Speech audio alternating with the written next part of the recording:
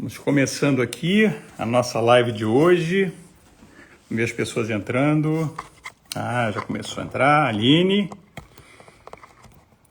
E aí, gente, boa noite, tudo bem?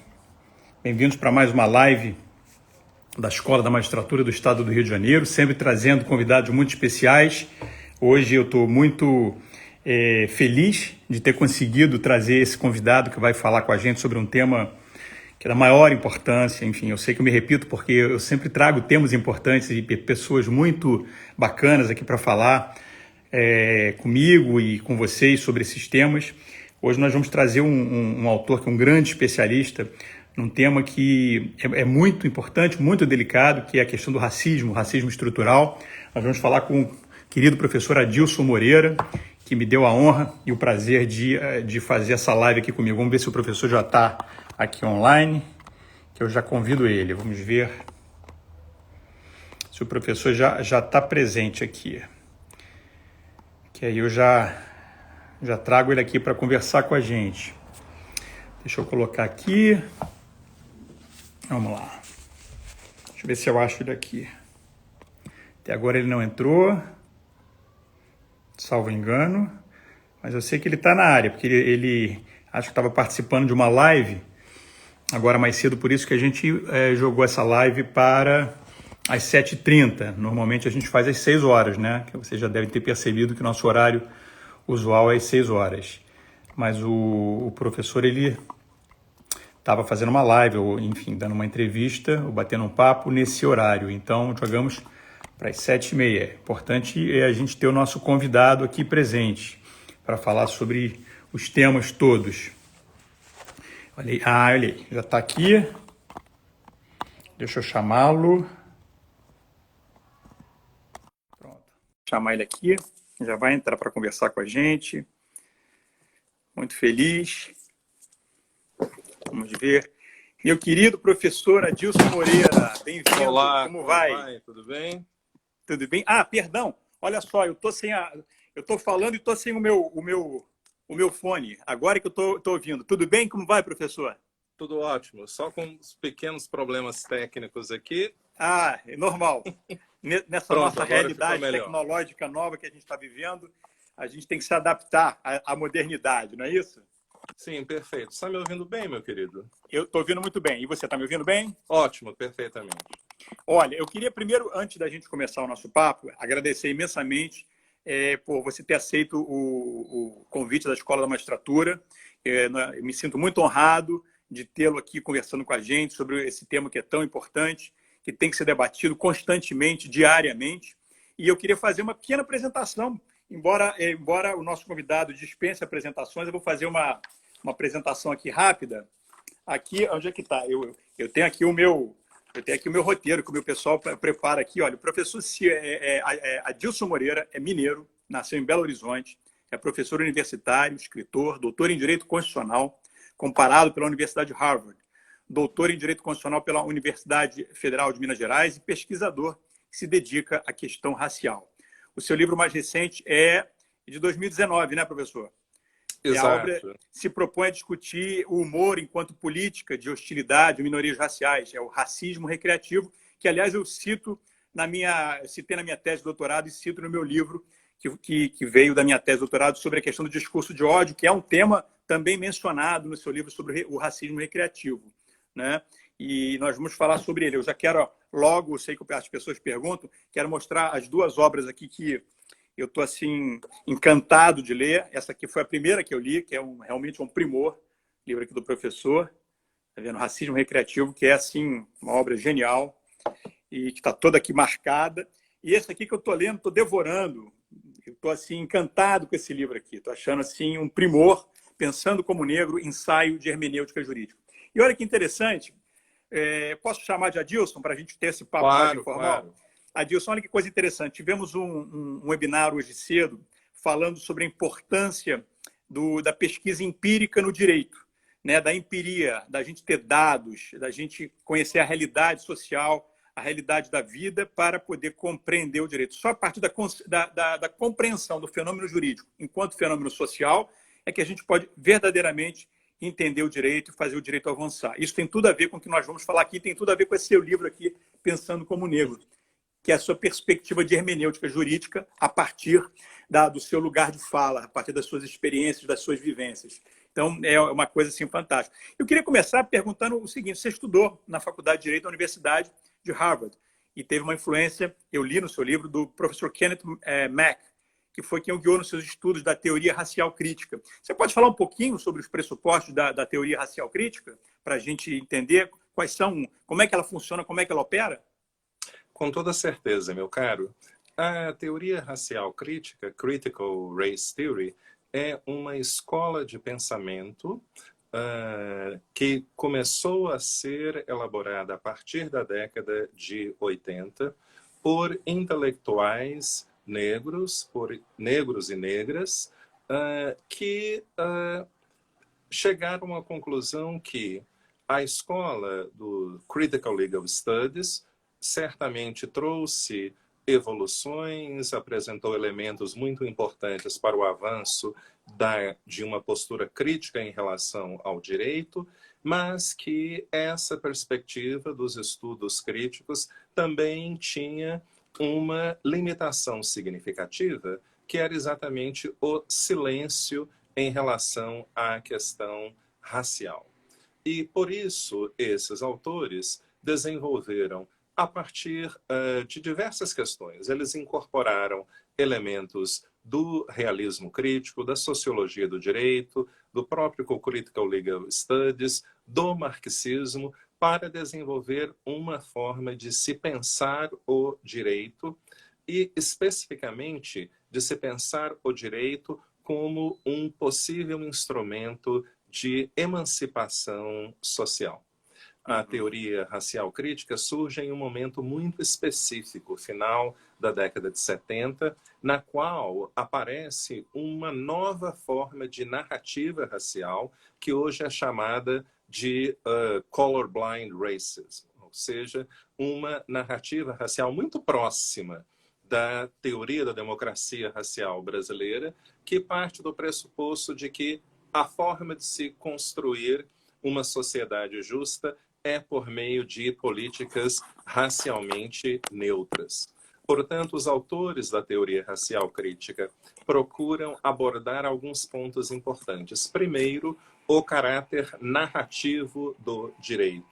O direito é uma produção ideológica, é uma produção discursiva e, portanto, ele representa pontos de vista das diferentes pessoas. Também da relevância da raça como um critério que pode não ter fundamentação biológica, mas que tem um papel importante nas diferentes formas de classificação de grupos sociais. Entendi. E outro tema importante da teoria racial crítica é também a questão da interseccionalidade. Os indivíduos não têm existências únicas, eles estão submetidos a diferentes formas, a diferentes tipos de opressão. Eu acho muito interessante, você tocou num ponto aí na sua fala, a questão da democracia racial. Ainda existe esse mito de que o Brasil é uma democracia racial. No Brasil não tem racismo, nós não somos racistas. E eu vejo ainda muita gente defender a tese, a ideia de que o preconceito que existe no Brasil é um preconceito de classe, que não tem nada a ver com a cor da pele, não tem nada a ver com a raça. O que você diz a respeito disso aí, dessas pessoas que insistem nessa tese de que não, no Brasil não tem racismo, a não ser um cara ou outro, é uma coisa individual. No Brasil não tem, a democracia racial. O que você diz disso? Veja só, meu querido, todos os povos tentam resolver o mesmo problema, que é legitimar as formas de distribuição de oportunidades. Oportunidades que são restritas e diante e há uma preocupação séria porque o número de pessoas que querem ter oportunidades é cada vez maior. E esses critérios de distribuição de oportunidades, de recursos, precisam ser socialmente legitimados. As pessoas precisam acreditar que eles são verdadeiros, que eles são corretos. O Brasil, desde a década de 30 do século passado, desenvolveu uma narrativa racial que é a da democracia racial. E essa teoria tem alguns elementos importantes. Primeiro, a questão da assimilação. A raça não tem relevância, porque nós somos um povo miscigenado, nós construímos uma cultura pública baseada no tratamento igualitário entre pessoas de diferentes raças, e as diferenças entre negros e brancos são produtos de classe social, de disparidades de classe. Bem, esse tipo de discurso cumpre um papel muito importante, tanto do ponto de vista político, quanto do ponto de vista psicológico. Então, ao dizer que o racismo não existe no Brasil, as pessoas brancas estão agindo, algumas agem de maneira estratégica. Elas reconhecem o racismo, mas querem impedir de toda forma que isso se torne um motivo de mobilização política. E outras agem de forma a tentar eliminar qualquer tipo de conscientização de que a opressão negra está relacionada com o privilégio branco. Então, a reprodução da ideia da democracia racial permite que pessoas brancas convençam a si mesmas que elas não têm absolutamente nenhuma responsabilidade social, política, individual, institucional com os processos de reprodução da opressão racial nesse país. Quer dizer, então, de certa forma, esse discurso muitas vezes busca escamotear ou trazer um álibi para esse preconceito que existe, mas que é colocado de lado, e como se a desculpa fosse é a desigualdade social, o problema do Brasil é um problema só social, e a gente sabe que não é. Não é? Dentro, por exemplo, vou pegar talvez dar um exemplo prático, dentro de uma comunidade, uma favela, a intervenção da polícia muitas vezes é muito mais dura ou muito mais brutal em relação a uma pessoa negra do que uma pessoa branca dentro da favela, embora ambos, socialmente, economicamente, tenham a mesma situação. Você concorda com isso, né? Quer dizer, isso então mostra que há o problema racial envolvido aí, né? Com toda certeza. Então, veja, meu caro, eu não diria que a teoria da democracia racial é utilizada muitas vezes para escamotear. Esse é o objetivo fundamental dela. Exatamente impedir qualquer tipo de mobilização política, impedir a problematização das disparidades, especialmente dos sistemas de privilégios que beneficiam pessoas brancas. A professora Lívia Schumann publicou um livro muito interessante chamado Entre o Branco, Branquíssimo e o Encardido. E ela entrevistou várias pessoas brancas, inclusive mendigos brancos. E a pergunta era muito direta: você acha que tem algum tipo de benefício por ser branco? E essa pessoa em situação de rua branca dizia: sim, eu consigo entrar no banheiro do shopping e o fulano de tal, que também está ali, que é mendigo, não consegue. Então, a raça é o elemento fundamental de diferenciação social neste país. Quer dizer, a gente entra aí agora no ponto do que se chama de racismo estrutural, não é? O professor Silvio de Almeida, cuja obra eu também li, falando sobre racismo estrutural, ele faz a distinção entre o racismo individual, enfim, um racismo que decorre é uma concepção individualista do racismo institucional, que está entranhado nas instituições de poder, não é? E eu queria falar um pouquinho sobre isso também, e o racismo estrutural, que na verdade é o que faz com que a gente encontre instituições que reafirmam essa posição de poder de uma raça sobre a outra, a dominação de uma raça sobre a outra. A gente percebe que realmente as instituições elas não têm representantes negros em número correspondente ao número de negros que nós temos na população. Eu vou pegar um exemplo doméstico meu, o próprio Tribunal de Justiça, né? O Poder Judiciário. A gente vê um número muito pequeno de negros aqui. que a gente pode fazer para mudar um pouquinho essa dinâmica, Adilson? O que você acha que é um dos caminhos para isso? Claro, além da educação, da conscientização. Você acredita, por exemplo, na política de cotas como algo importante? Meu caro, essa é uma pergunta extremamente complexa. Então, vamos por partes. Aqui tudo é difícil, é complicado. Não é? Então, veja só. Nós temos o racismo individual, que é uma forma de discriminação interpessoal. Eu não quero conviver com aquela pessoa porque ela é negra, porque ela é homossexual, porque ela é pobre, porque ela é estrangeira. Então, eu discrimino aquela pessoa porque eu estou convencido de que ela é diferente ou inferior. Eu passei a vida inteira internalizando categorias, valores sociais, a partir dos quais eu classifico indivíduos. Bem, uma coisa ocorre quando o meu vizinho não quer se relacionar comigo porque eu sou negro. Outra coisa ocorre quando este mesmo vizinho me trata de forma discriminatória quando na condição de um policial. Aqui ele tem o poder, ele está investido do poder estatal. Então, ele pode causar danos significativos à minha pessoa e a várias outras pessoas que pertencem ao meu grupo racial. O que ocorre é o seguinte: muitas instituições, no caso do Brasil, a vasta maioria das instituições, são controladas por pessoas brancas heterossexuais de classe média alta. Isso significa que essas instituições, que essas pessoas têm o poder de moldar o funcionamento dessas instituições a partir dos seus próprios interesses. Isso significa que os processos de exclusão social passam a ser operacionalizados independentemente da vontade de determinados indivíduos.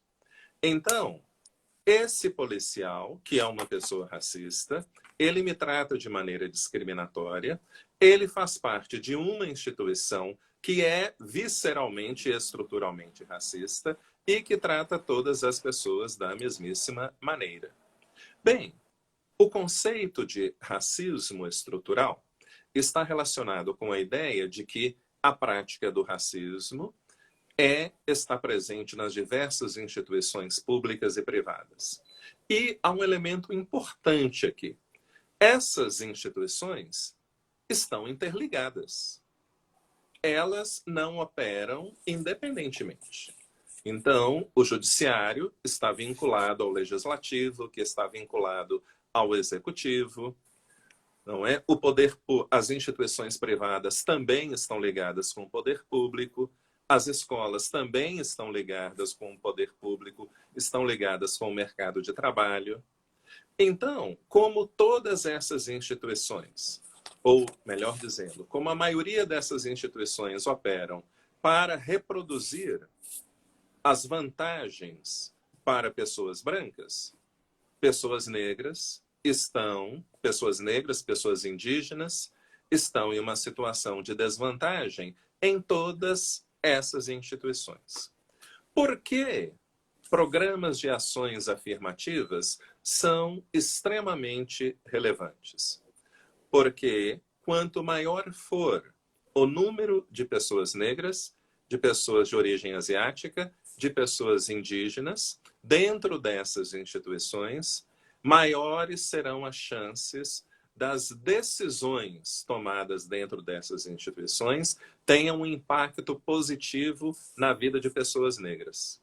Porque atualmente nós temos instituições que operam de acordo com a ideologia da democracia racial. Não é? Então, quando você tem um conjunto de instituições políticas, instituições culturais, instituições judiciais e instituições econômicas operando da mesma forma e a partir do mesmo tipo de ideologia, você está numa situação que todas elas operam para excluir pessoas brancas. Então, quando, por exemplo, nós criamos cotas nas universidades para negros, nos programas de graduação, nos programas de pós-graduação, nós estamos permitindo que pessoas negras produzam conhecimento sobre as diferentes operações do racismo, do sexismo, da homofobia, do classismo.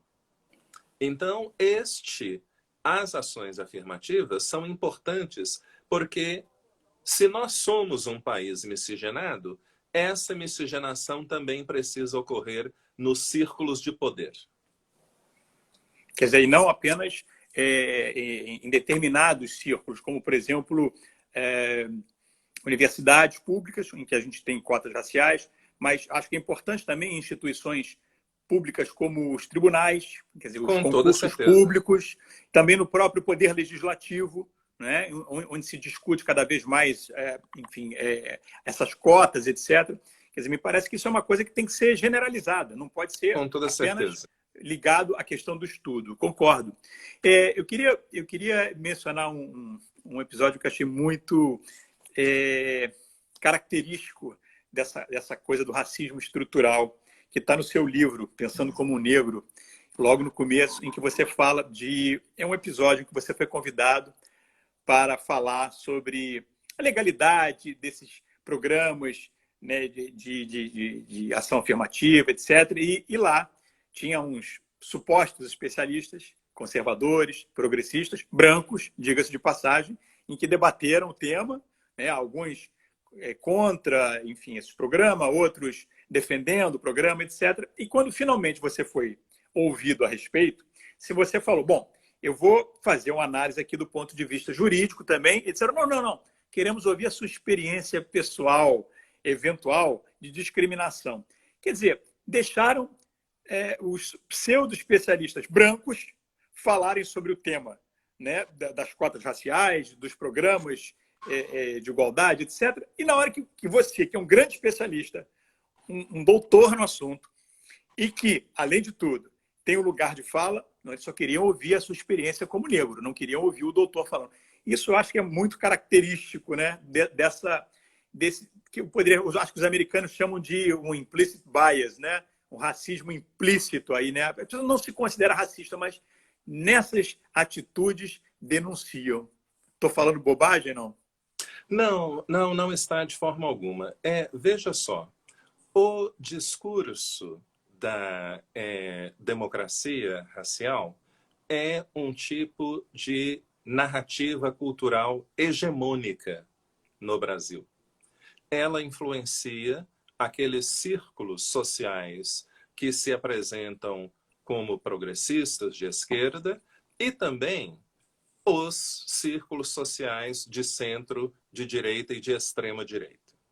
Então, quando nós estamos discutindo relações raciais no Brasil, o discurso é geralmente o mesmo entre todos os grupos sociais.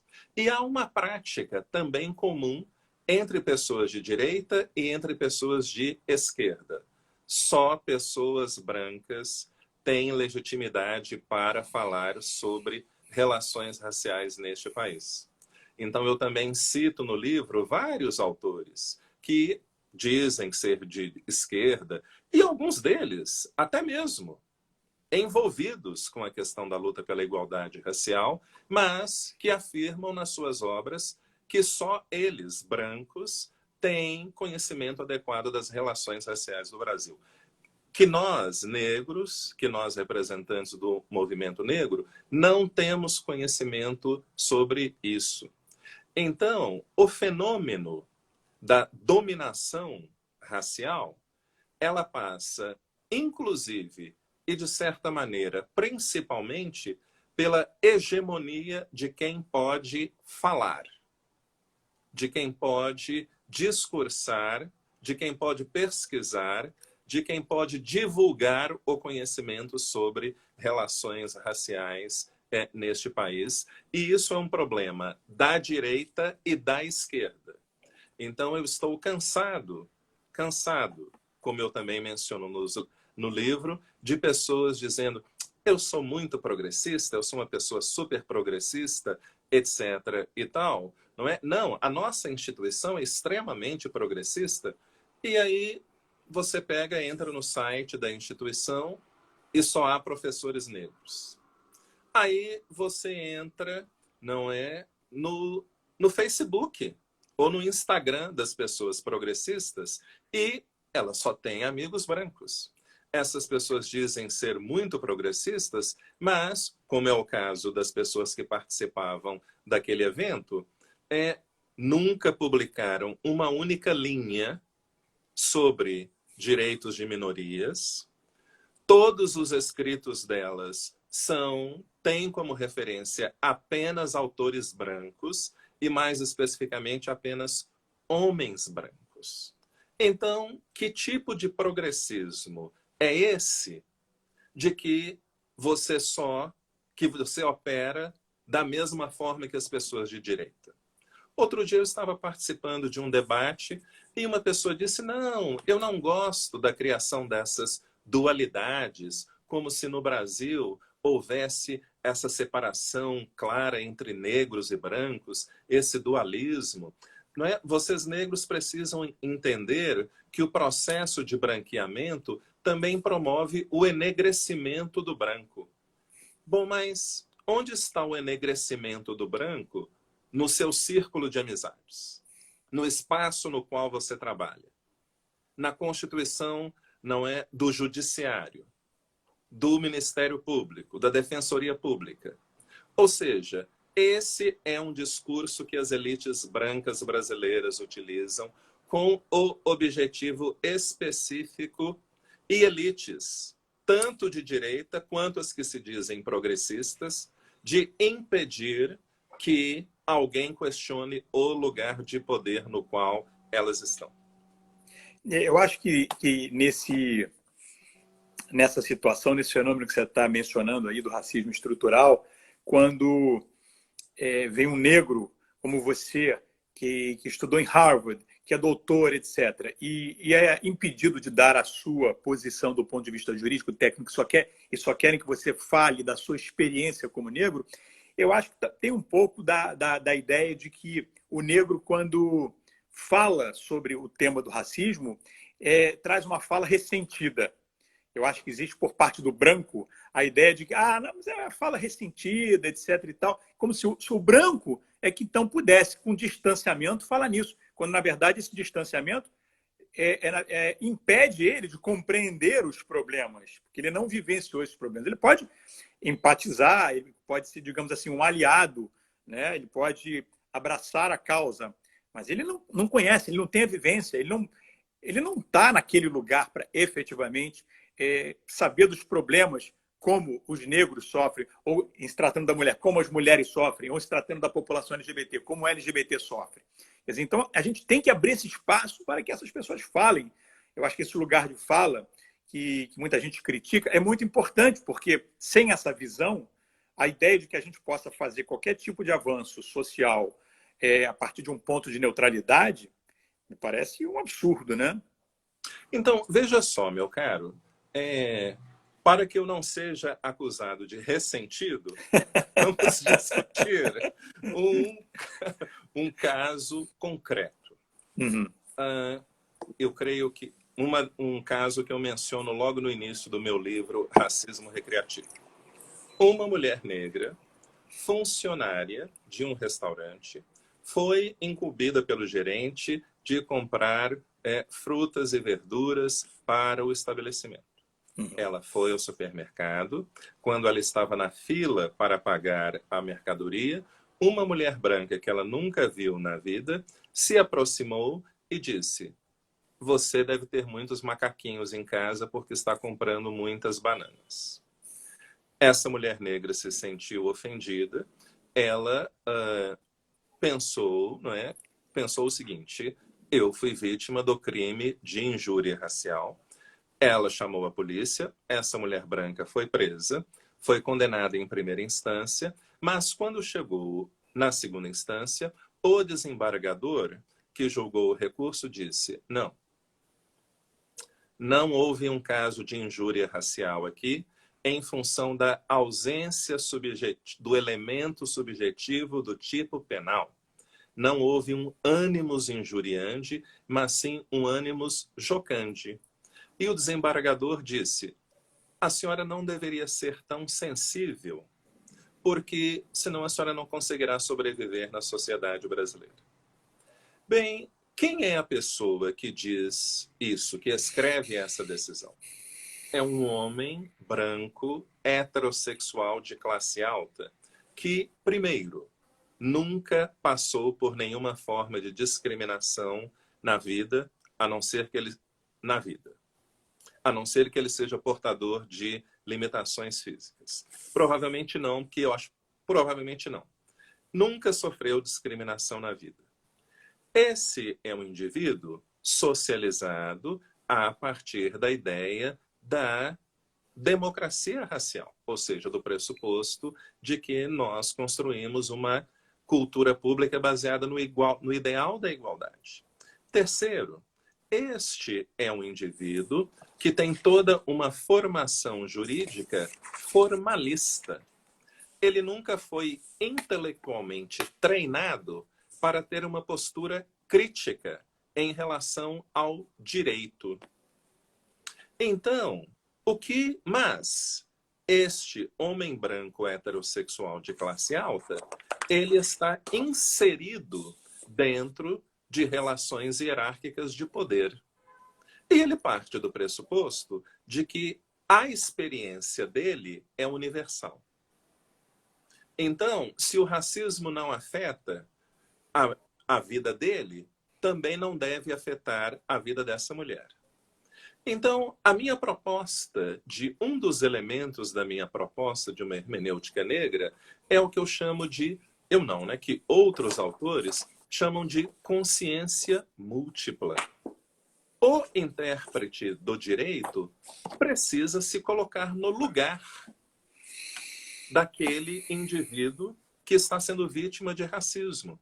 Ele deve se perguntar o seguinte: qual deve ser a consequência psicológica na vida de uma pessoa quando alguém que ela nunca viu na vida a chama de macaca? Veja só,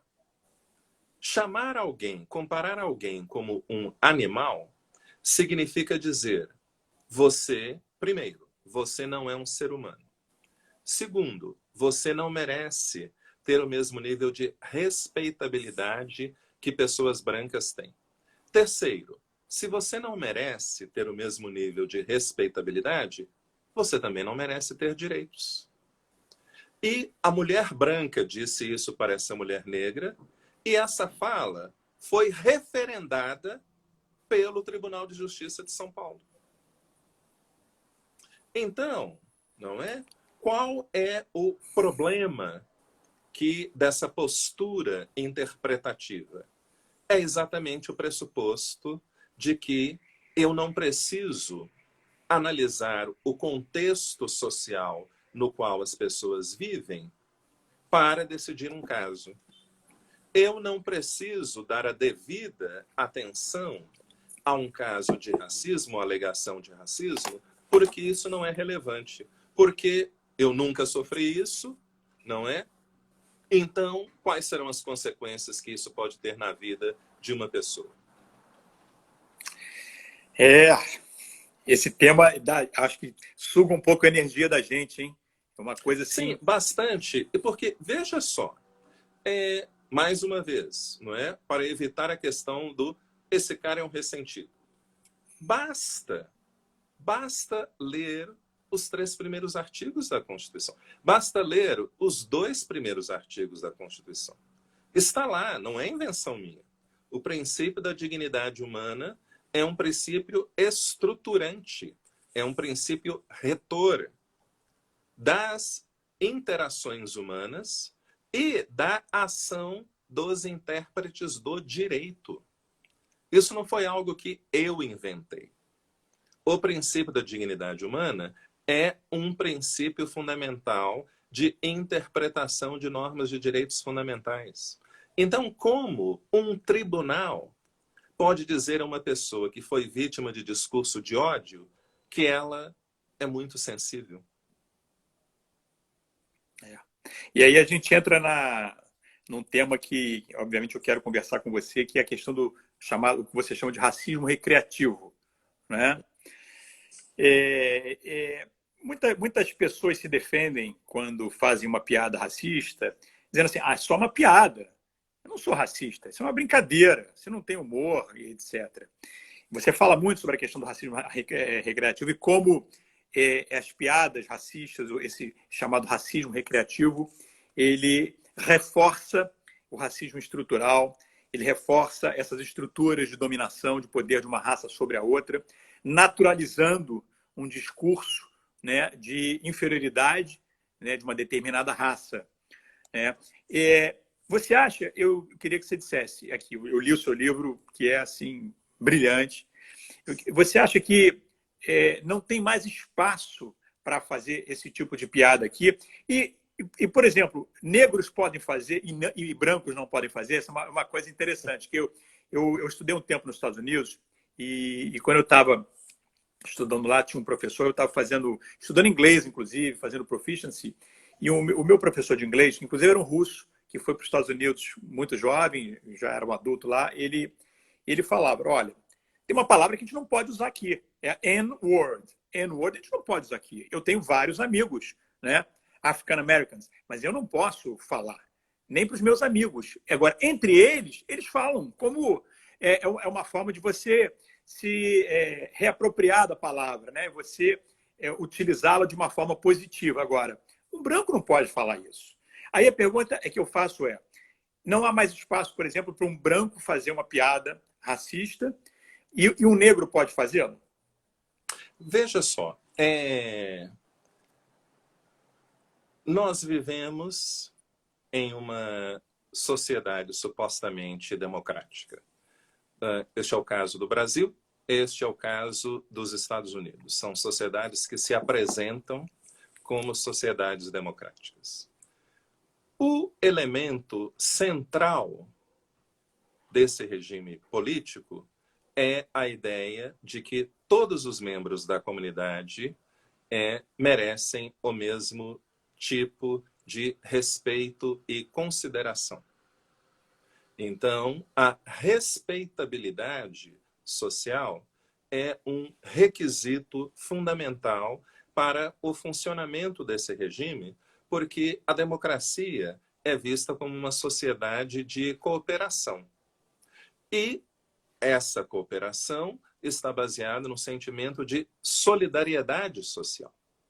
Então, qualquer tipo de comportamento, de ideologia que reproduza estereótipos negativos, estereótipos que comprometem a formação do sentimento de solidariedade, deve ser eliminado.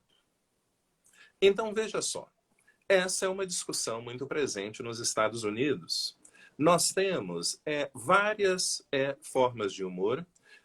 Nós temos aquele tipo de humor hostil, que expressam animosidade, desprezo, condescendência, ódio em relação a negros, a mulheres, a homossexuais, a judeus. Agora, nós também temos um tipo de humor criado por membros de grupos minoritários, e uma das funções deste humor, desse tipo de humor, é exatamente uma crítica aos estereótipos aos quais eles são submetidos. Isso ocorre nos Estados Unidos, isso ocorre na França, isso ocorre no Brasil no meio da comunidade judaica. Há todo um humor judaico que fala, não é, sobre as mais variadas coisas, sobre a mãe judaica, sobre isso, sobre aquilo, etc. Agora, então, uma coisa é o humor hostil, a piada criada por membros do grupo dominante com o objetivo específico de degradar minorias do ponto de vista moral. Outra coisa são as piadas criadas dentro do próprio grupo, tá? Como forma de resistência cultural, como insubordinação e como crítica. Agora, eu morei nos Estados Unidos durante 9 anos, moro no Brasil durante boa vida, e eu não admito que ninguém, absolutamente ninguém, me chame de negão. Nunca permiti esse tipo de tratamento, nem aqui, nem nos Estados Unidos. E eu não faço isso, e não permito isso de forma alguma, porque os estereótipos não operam apenas do ponto de vista consciente. Os estereótipos não afetam apenas os membros do grupo dominante. Eles afetam também os membros do grupo subordinado. A discriminação tem um caráter reflexivo. Pessoas, membros de minorias, também introjetam estereótipos e passam a tratar outros da mesma forma. Então, membros de minorias raciais, por exemplo, vão discriminar aqueles outros, os negros, que têm a pele mais escura do que eles, vão interagir com pessoas que têm pele mais clara, vão buscar amizade com pessoa que tem pele mais clara, vão namorar, vão procurar fazer sexo com as pessoas mais próximas possíveis do ideal branco, não é? Então, eu acho realmente um tipo de comportamento inadequado, porque os estereótipos negativos também são cultivados dentro das minorias, dentro dos grupos minoritários. Quer dizer, é a esse ponto que o racismo estrutural chega, né? Quer dizer, ele tem uma influência cultural tão grande que até dentro dos grupos oprimidos, discriminados, ele se entranha também, né? Isso é incrível. Sim, meu querido, vamos fazer um esclarecimento, porque esse conceito de racismo estrutural está sendo usado com uma frequência tão grande e às vezes nós não compreendemos toda a complexidade dele. Uhum. Então, quando eu estou falando sobre racismo estrutural, eu estou falando da forma como ele opera de maneira sistêmica dentro de uma sociedade, influenciando a operação das instituições, dos sistemas sociais como o direito, a política, a cultura.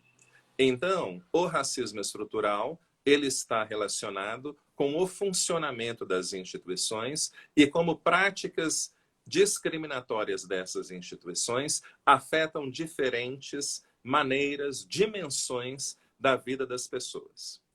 Toda e qualquer forma de racismo tem duas dimensões. Tem uma dimensão cultural e uma dimensão material. O racismo, o sexismo, a homofobia cria diferença de status entre os indivíduos. Status cultural e status material. Então, uma das funções do racismo recreativo é exatamente manter o status cultural subordinado de minorias raciais. Então, esse é o objetivo fundamental.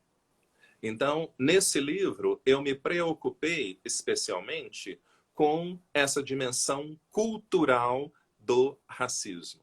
O racismo recreativo é uma política cultural, que também aparece em narrativas jurídicas, por meio, por exemplo, da ideia do amigo negro. O conceito do amigo negro parte do quê? Da suposta cultura de que nós somos muito amigos, da suposta ideia de que nós construímos uma cultura pública baseada no tratamento igualitário entre as pessoas e que, portanto, raça não tem relevância. Racismo são os americanos, nós brasileiros não podemos ser. Adilson, deixa eu colocar. Eu vi aqui nos comentários gente perguntando o nome do livro. Olha, tem esse livro aqui que é fundamental, é uma obra fundamental do professor Adilson. E esse também, que eu ainda não acabei de ler, que eu já estou marcando ele todo aqui, também é maravilhoso, que também é uma obra que me parece seminal, que tem que ser lida por todos que realmente querem entender o fenômeno do racismo e da desigualdade no Brasil e no mundo. Eu estou morrendo de pena porque a gente só tem mais 15 minutos. Eu queria continuar tanto, queria ficar mais 2 horas falando com você, Adilson, e aprendendo com você, enfim, que é um grande especialista. Não é sempre que a gente tem a oportunidade de falar com um autor, enfim, do seu nível intelectual e que estuda isso com tanta profundidade. Quer dizer, é como se a gente estivesse com audiolivro, né? Você está ensinando aqui enquanto está falando. Eu queria falar um pouquinho sobre o movimento que hoje nós vemos nos Estados Unidos da América, né? Que a partir desse episódio de George Floyd, e começaram essas manifestações todas, e o movimento Black Lives Matter. Eu queria que você me desse um pouquinho assim, a sua impressão sobre isso. A gente tem mais ou menos uns 12, 14 minutos antes que o Instagram jogue a gente para fora. Eu já queria dizer uma coisa, me irrita profundamente, eu vejo muito discurso desses supremacistas brancos que vêm se opor ao Black Lives Matter, dizendo, não, all lives matter. Né? E como se, na verdade, eles não entendessem que, na verdade, não existe uma reivindicação de all lives matter. O Black Lives Matter é uma reivindicação que se reconheça de que Black Lives Matter. E não significa que valem mais do que. Eles querem que importam, né? Black Lives Matter. Essa que é a questão, né? Mas eles ficam, na verdade, trazendo essa confusão e falam em racismo reverso, que também é uma coisa assim que realmente é de quem quer confundir o discurso. Queria que você falasse um pouquinho do movimento, qual é a sua expectativa, se você acha que isso é um movimento histórico que pode trazer uma mudança significativa, não só na sociedade americana, mas, como sempre, influencia o resto do mundo, se pode também trazer resultados positivos para nós aqui na sociedade brasileira. Veja, meu caro, há uma diferença significativa entre relações raciais no Brasil e nos Estados Unidos. E essa diferença é a existência de pessoas e instituições efetivamente progressistas. E o que eu quero dizer com progressismo são pessoas e instituições que estão efetivamente comprometidas com o protagonismo negro. Essas pessoas protagonistas também têm um senso de republicanismo. Essas pessoas, essas instituições estão cientes de que o racismo é um impedimento estrutural à construção de uma sociedade verdadeiramente democrática.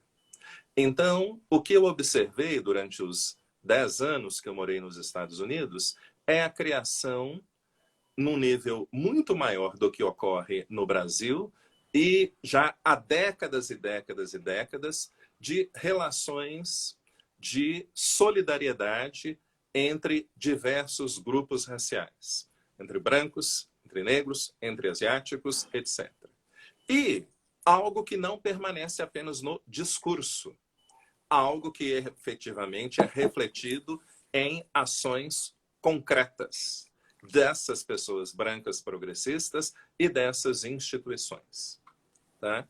Então, o que nós observamos neste momento histórico é um aumento ainda maior da conscientização de pessoas brancas, principalmente em função do presidente que eles têm, de que o discurso de ódio tem um objetivo específico que é estratégico: manter os interesses do grande capital. E uma das formas de você manter o interesse do grande capital é exatamente impedir mobilização política em torno de identidades. Porque quando você provoca mobilização política em torno de direitos de homens, de mulheres, de negros, de gays, etc., você está exigindo um nível maior de ação estatal. Você está exigindo políticas distributivas. investimento estatal em saúde, em educação e etc. E a característica do discurso neoliberal, preponderante nos Estados Unidos, no Brasil e em vários lugares, é contrária a isso. Então, muitos norte-americanos perceberam isso. E eles estão indo para ruas. E a mesma coisa está ocorrendo também no Brasil. Muitas instituições e muitas pessoas progressistas, muitas instituições progressistas estão começando a entender qual é a verdadeira natureza do progressismo, qual é a verdadeira natureza da democracia e do republicanismo. Compartilhar poder, compartilhar protagonismo social, criar instrumentos e mecanismos para que todas as pessoas, todos os grupos estejam adequadamente representados nos processos decisórios.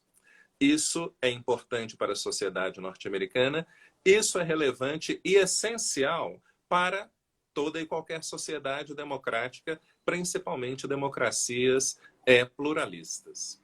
Então, o discurso dessas pessoas de que todas as vidas, all lives, isso é um discurso inteiramente estratégico.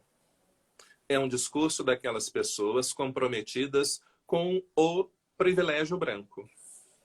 E o racismo, qual é o propósito fundamental do racismo?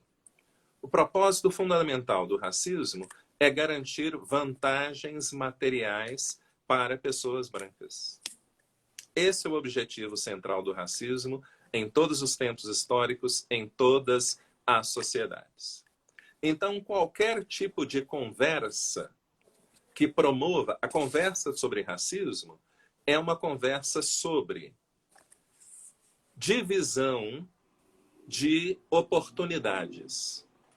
É uma conversa sobre a ideia de que todas as pessoas merecem a mesma consideração e respeito. E muitas pessoas brancas no Brasil e nos Estados Unidos não querem ter esse tipo de discussão. Não é? Então, a reação a esse tipo de movimento, isso é segregacionismo, não é? Isso é o racismo reverso. O racismo é uma relação, é o produto de relações de poder, de dominação que um grupo tem sobre outro. E esse poder é exercido por meio das instituições. Negros não têm nenhum controle sobre o funcionamento de instituições públicas e privadas no Brasil. Nós não temos qualquer tipo, não qualquer tipo, mas nós não temos representação adequada nem no judiciário, nem no legislativo, nem no executivo, principalmente na atual administração. As pessoas negras que estão lá estão para reproduzir o privilégio branco.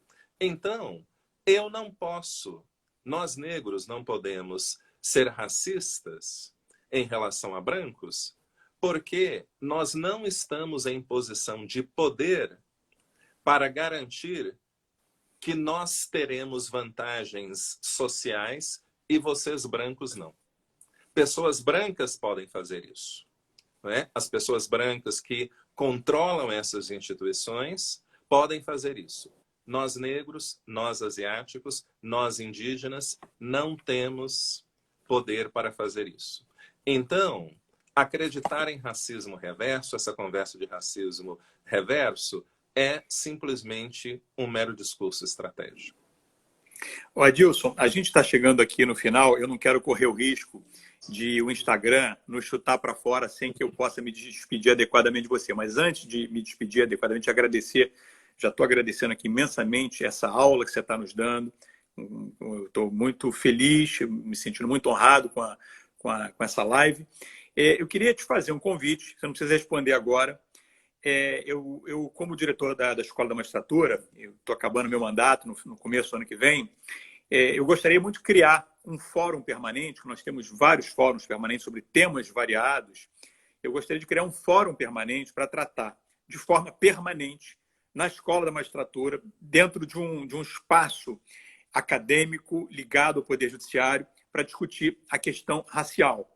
e eu me sentiria muito feliz se eu pudesse contar com a sua presença nesse fórum. Então, depois, não precisa responder, não precisa se sentir constrangido, porque eu não sei se você vai ter tempo, vai ter interesse, etc. Mas eu quero de público assumir o compromisso que eu quero, até o final do meu mandato, criar um fórum permanente para a gente discutir esse tema, que esse é um tema que não é para ser discutido de forma eventual, porque ele é um problema permanente da nossa sociedade, das sociedades que nós temos, e eu acho que tem que ser debatido constantemente. Com toda certeza. E eu ficaria muito honrado se pudesse contar com a sua presença e com outras pessoas que nós, enfim, escolheríamos para integrar esse grupo, para discutir esses temas que são tão importantes para a democracia e para a sociedade brasileira. Seria uma grande honra para mim sobre isso. E um privilégio para mim. Olha, vamos conversar sobre isso. Eu queria agradecer... Agora, meu querido, eu queria terminar essa live, se nós tivermos tempo... Temos, acho que ainda temos 4, 5 minutos. Com um recado muito importante, tá? Para pessoas brancas. Para pessoas brancas que riem de piadas racistas ou que presenciam atos racistas e não falam nada. Veja só.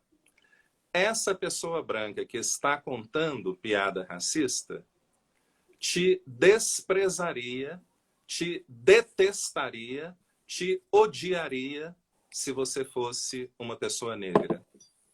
Isso significa que o motivo fundamental pelo qual essa pessoa convive com você não é porque você é um grande ser humano, é porque você é branco. Então, veja como o racismo também cria consequências negativas para pessoas brancas. Elas acabam se relacionando não em função da qualidade, mas em função do status social que elas têm dentro da sociedade. E isso é algo danoso para todo mundo, inclusive para pessoas brancas também. Poxa, maravilhoso, Adilson. Não tenho palavras para te agradecer aqui. Os comentários estão mostrando isso. Foi um privilégio imenso ter essa live com você. É uma honra muito grande. E eu acho que esse é um tema que tem que ser debatido constantemente, como eu falei. É um problema que, enquanto não for solucionado, a gente não vai viver numa democracia real. Né? Não existe democracia em que grupos oprimem outros grupos. Isso não é uma democracia. Né? A democracia é baseada na ideia da igualdade, é baseada na ideia de que todos tenham a mesma oportunidade real, de verdade, não aquela igualdade prevista na Constituição que não é cumprida, que não é efetivada. Então, temos que debater esses temas. Fica aqui o meu convite. Vamos conversar depois da live. Seria um privilégio, acho, para a Escola da Magistratura, poder contar com um grupo de pensadores para discutir um tema tão importante de forma permanente, fazendo seminários, congressos e trazendo professores, convidados do Brasil, de fora do Brasil, para falar sobre esse tema. Olha, muito obrigado por ter aceitado o nosso convite. Foi uma honra muito grande, foi uma aula. Eu vejo que todos estão assim, extasiados com tudo que você aqui apresentou para a gente. Ok, meu caro, foi um prazer e nos vemos em breve. Boa noite a todos e todas. Tudo de bom. Obrigado. Olha, eu desejo a todos uma excelente noite, ao querido professor Adilson Moreira também uma boa noite, que todos se protejam, se cuidem nesse período de pandemia, com saúde, e aguardo vocês na nossa próxima live. Um beijo a todos. Professor, um grande abraço. Obrigado mais uma vez. Tudo de bom. Um abraço. Igualmente.